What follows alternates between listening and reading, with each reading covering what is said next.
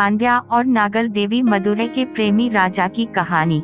दक्षिण भारत का प्राचीन नगर मदुरै कभी अपनी कला, संस्कृति और वीरता के लिए प्रसिद्ध था। यह वही नगर था जहां देवी मीनाक्षी का भव्य मंदिर था और जहां पांड्या वंश का गौरवपूर्ण राज्य फैला हुआ था। इस राज्य का सबसे साहसी और न्यायप्रिय राजा ही वीरता और बुद्धिमत्ता के प्रतीक बन चुके थे। उनके कंधों पर पूरे राज्य की जिम्मेदारी थी और उन्होंने कभी अपने कर्तव्यों से मुंह नहीं मोड़ा। उनके शासन में प्रजा सुखी थी, किसानों के खेत लहलहा रहे थे और व्यापारियों की नावें दूर देशों तक जाती थीं। मगर इस राजकीय वैभव के बीच वीर पांड्या के हृदय में एक रिक्तता थी, एक अधूरी चाह थी जिसे वे खुद भी नहीं समझते थे। यह तब बदल गया जब उनका परिचय हुआ नागल देवी से। नागल देवी कोई साधारण स्त्री नहीं थी, वह एक आदिवासी कबीले की युवती थी जिनका संबंध पहाड़ियों के बीच बसे एक सुंदर गांव शक्तिशाली नेता थी। वीर पांड्या एक दिन अपने सैनिकों के साथ शिकार के लिए निकले थे, तभी अचानक उन्हें एक घायल हाथी दिखा।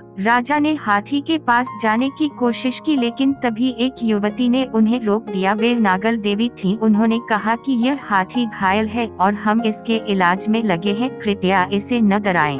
राजा पहली बार किसी स्त्री से ऐसा प्रतिरोध देख रहे थे। वह चकित थे पर नाराज नहीं हुए, बल्कि उन्होंने मुस्कुराकर कहा, तुम कौन हो जो एक राजा को आदेश दे रही हो? नागल देवी ने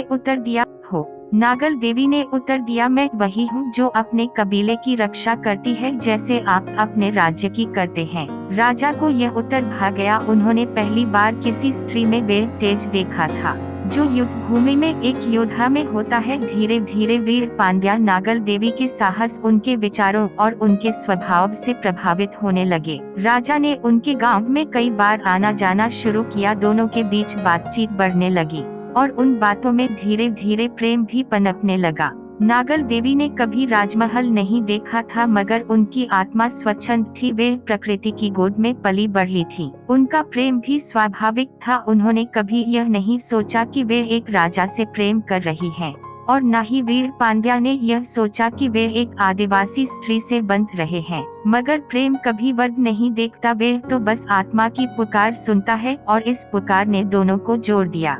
जब यह प्रेम प्रजा को पता चला तो चर्चाएं शुरू हो गई। दरबारियों ने आपत्ति जताई। वे बोले, महाराज, आप एक आदिवासी कन्या से विवाह कर प्रजा में क्या संदेश देंगे? वीर पांड्या ने शांत भाव से उत्तर दिया, मैं अपने राज्य से प्रेम करता हूँ और मेरी प्रजा जानती है कि मैं जो भी निर्णय लूंगा वे सही होगा। फिर उन्होंने सबके सामने घोषणा की कि वे नागल देवी से विवाह करेंगे और उन्हें राज्य की महारानी बनाएंगे। इस घोषणा से राज्य में हलचल मच गई, पर प्रेम की शक्ति प्रबल थी और अंततः सबने इसे स्वीकार किया। शादी की तैयारियां भव्य रूप से हुई। नागल देवी को राजकाज का ज्ञान दिया गया और उन्होंने अपनी समझदारी से हर विषय में महाराज का साथ दिया। महारानी बनने के बाद भी नागल देवी ने अपनी जड़ों को नहीं छोड़ा। उन्होंने अपने गांव के लोगों के लिए नई योजनाएं बनाई, शिक्षा, चिकित्सा और पशुपालन को बढ़ावा दिया। उनका प्रभाव केवल नगर तक ही सीमित नहीं रहा। उन्होंने पूरे राज्य में महिलाओं के अधिकारों की बात की, स्त्रियों को शिक्षित करने के लिए विद्यालय खुलवाए और उनकी सुरक्षा के लिए स्त्री रक्षकों की एक सेना बनाई। वीर पांड्या को गर्व था कि उन्होंने नागल देवी को जीवन संगिनी चुना,